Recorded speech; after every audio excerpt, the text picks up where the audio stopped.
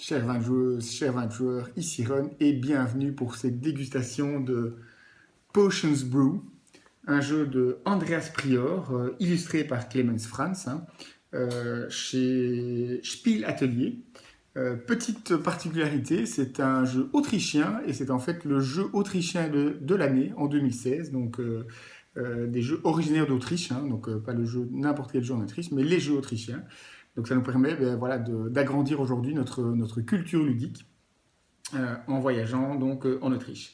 Alors dans Potions Brew, donc on incarne des sorcières qui vont devoir réaliser des potions en collectant les ingrédients nécessaires à la réalisation de différentes potions.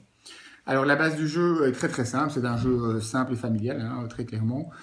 Chacun son tour, quand c'est son tour, un joueur pioche deux cartes, il en garde une pour lui, ou il en reçoit une, et il en défausse une ou il en donne une ou un autre joueur en tire une selon une règle ou des règles que je vais expliquer d'ici quelques instants. Mais donc c'est la base du jeu, on se retrouve avec un certain nombre de cartes en main, donc des cartes qui représentent d'un côté les ingrédients et de l'autre donc les objectifs.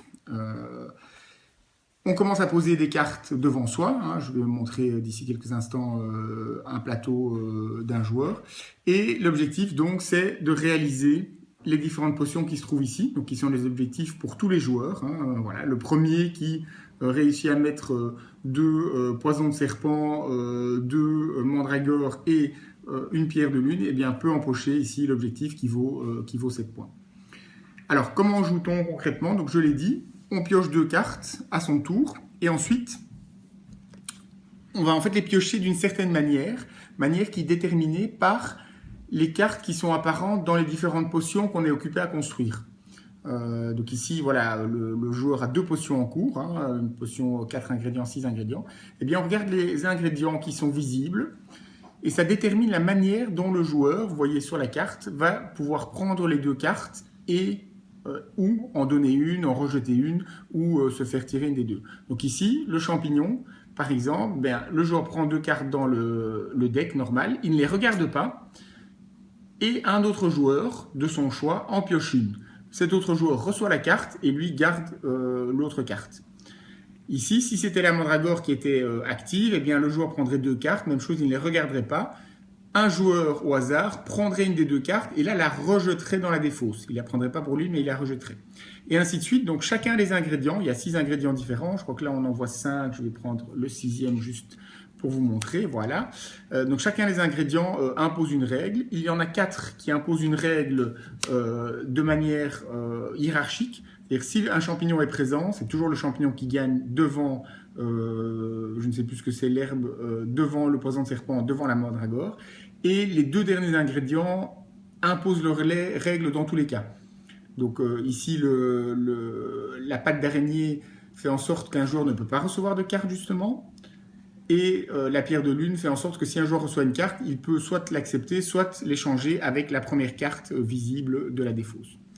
Donc chacun à son tour, on prend deux cartes, on en garde une selon la règle applicable par rapport à son jeu à ce moment-là, et on a la possibilité soit d'en poser une, des nombreuses cartes qu'on a dans le jeu, dans la main, donc l'objectif étant évidemment de réussir une des potions, soit d'en déplacer, une fois qu'on a une potion, on a au moins 3 ingrédients, eh bien on peut dire, ah ben tiens, il me manque un ingrédient important ici, comme ça j'aurai terminé une potion, ben je prends d'une autre potion que je suis en train de concocter, et comme ça j'aurai tous les ingrédients nécessaires. On a fait le tour des règles, donc très simple, très basique.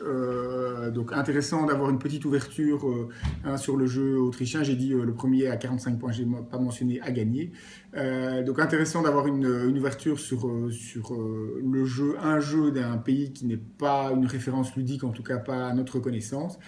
Et donc il y a des bonnes idées, il y a des choses sympathiques, mais on voit que voilà, il n'y a pas autant de profondeur qu'en Allemagne, en France, en Belgique et dans d'autres pays avec la culture ludique beaucoup plus développée, puisque le jeu est relativement répétitif. On se retrouve très vite avec 8 cartes, qui est le maximum de cartes qu'on peut avoir en main. Et on prend 2 cartes en suivant bêtement la règle. On a l'impression de contrôler, on va dire, peu de choses. Les illustrations sont très jolies, c'est très chouette à jouer en famille basiquement. Les joueurs plus expérimentés, disons, auront un petit peu moins d'intérêt à la chose. Voilà, c'était Potions Brew. J'espère que ça vous a plu. Bonne dégustation.